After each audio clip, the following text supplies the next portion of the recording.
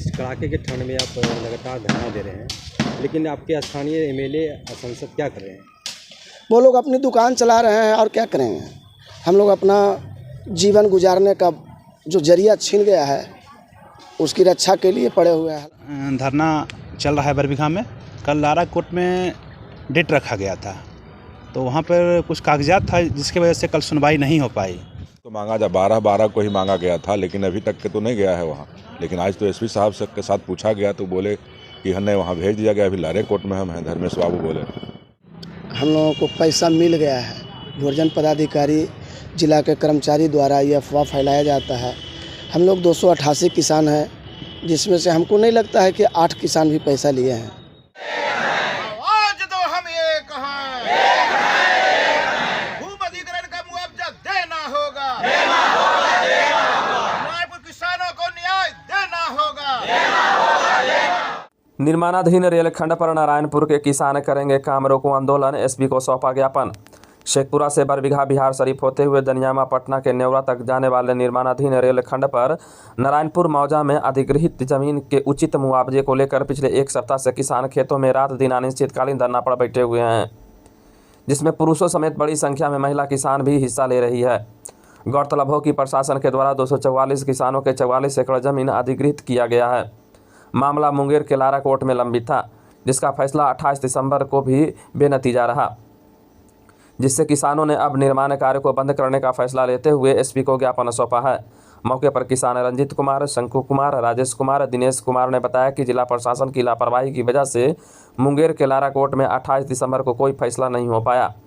शेखपुरा जिला प्रशासन ने 12 दिसंबर को नारायणपुर मौजा की ज़मीन का मार्केट वैल्यू रेट मांगा गया था, जो जिला प्रशासन के द्वारा लारा कोर्ट को उपलब्ध नहीं कराया गया है, जिससे 28 दिसंबर को लारा कोर्ट ने फैसला सुनाने में असमर्थता जता दी।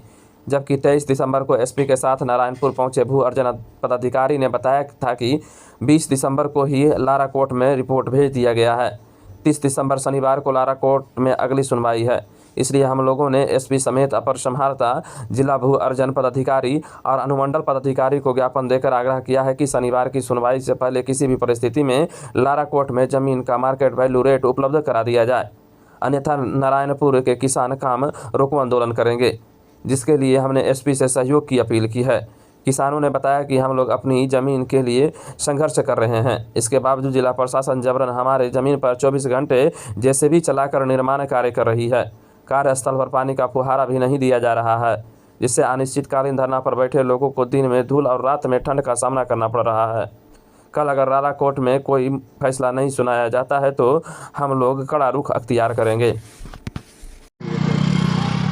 जैसा कि सभी लोग जानते हैं कि हम लोगों को पैसा मिल गया है। भोजन पदाधिकारी जिला के कर्मचारी द्वारा ये अफवाह फैलाया जाता है। हम लोग 288 किसान हैं, जिसमें से हमको नहीं लगता है कि 8 किसान भी पैसा लिए हैं। अपवाद कहा जाए, एक आध दो ले रहे हैं तो नहीं कह सकते हैं। हम लोगों का मामला हमेशा लुढ़कते रहा है और अब लारा कोर्ट में है। लोगों को बड़ी आस थी कि 28 तारीख को लारा कोर्ट में तारीख है, और हम लोग भी पूरी तैयारी से गए थे कि 28 तारीख को कम से कम 10-20 आदमी का जजमेंट आ जाएगा।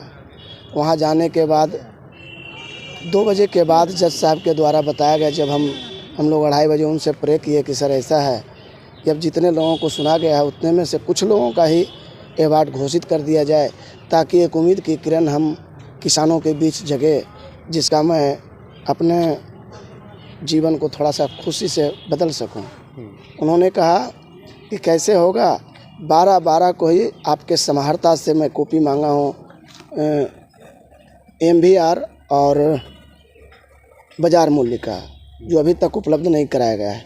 जबकि 23 तारीख को जब एसपी साहब हमारे यहाँ धरना स्थल पर गए थे 24 तारीख को, तो उनके सामने भोजन पदाधिकारी ने कहा था कि 20 तारीख को ही हम भेज दिए हैं।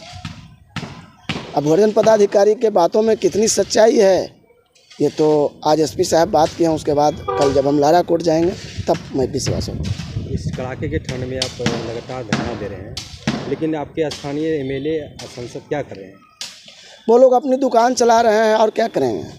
हम लोग अपना जीवन गुजारने का जो जरिया छीन गया है उसकी रक्षा के लिए पड़े हुए हैं। हालांकि उसकी रक्षा तो हम नहीं कर पा रहे हैं, हम लोग अपने आप के इतना संघर्ष के बाद भी अपने आप को कायर बूझते हैं कि वहाँ अगोर करके रहने के बाद भी दिन रात काम हो रहा है। सरकार को पिछले 2019 में ही केस जीत करके आए हैं। उस समय से सरकार को कोई जल्दी नहीं थी, ना जिला प्रशासन को जल्दी थी, ना रेलवे को जल्दी था। और ऐसी क्या जल्दी आ गई कि दिन रात 24 घंटा काम चलते रहता है और ना ही पानी छिड़काव किया जाता है और ना ही फव्वारा मारा जाता है, जिससे रात में ठंड और दिन में धूल की मार हम लोग सह रहे हैं। क्या नाम है आपका? रंजीत कुमार। 23 तारीख से लगातार धरना चल रहा है बरबीघा में। कल लारा कोर्ट में डेट रखा गया था, तो वहाँ पर कुछ कागजात था जिसकी वजह से कल सुनवाई नहीं हो पाई।